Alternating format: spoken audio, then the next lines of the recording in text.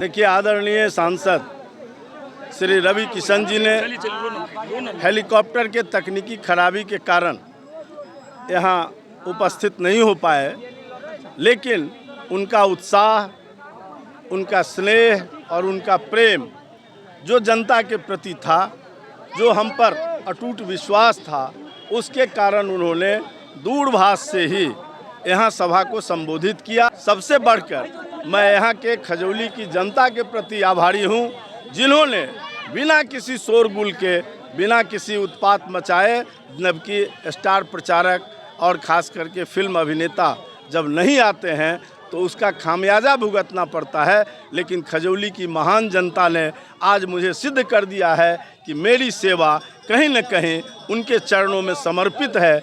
इसलिए वो आज इस सभा को सदैव उपस्थित होकर नहीं संबोधन करने के बावजूद भी उन्होंने वो प्यार मेरे प्रति दर्शाया है। मैं जीवन भर खजौली की जनता का इसके लिए भी अलग से आभारी रहूँगा। इस बार का मुद्दा यही है कि हमारे खिलाफ हर बार राजनेता खड़े होते थे, इस बार कोई राजनेता नहीं है। माफिया सरदार एक जो मुखिया रहा, उनकी माता मुखिया है, उनके पिता मुखिया रहे, और 15-20 साल तक एक पंचायत का मुखिया रहने के बावजूद कहीं कोई विकास आप जाकर देख आइए बैरा के अंदर हुआ हो जो दिखता हो। मैंने ही वहाँ हेल्थ एंड वेलनेस सेंटर का निर्माण कराया अपने अनुशंसा से, और कई सड़कों का निर्माण कराया, नहीं तो कोई उल्लेखनीय ऐसा विकास नहीं दिखा। और वो आदमी अपने को कभी रक्तवीर कहता है, कभी ऑक्सीजन मैन कहता है।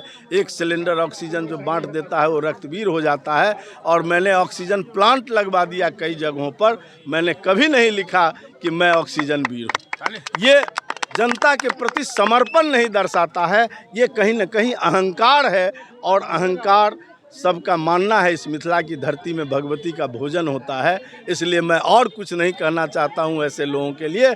मुझे पूरी उम्मीद है कि 11 तारीख को जनता ऐसे लोगों को बिल्कुल निराश कर देगी, उनके प्रति कोई अपना समर्थन नहीं देगी, और एनडीए के प्रति जो जनता का अटूट विश्वास है वो बना हुआ है।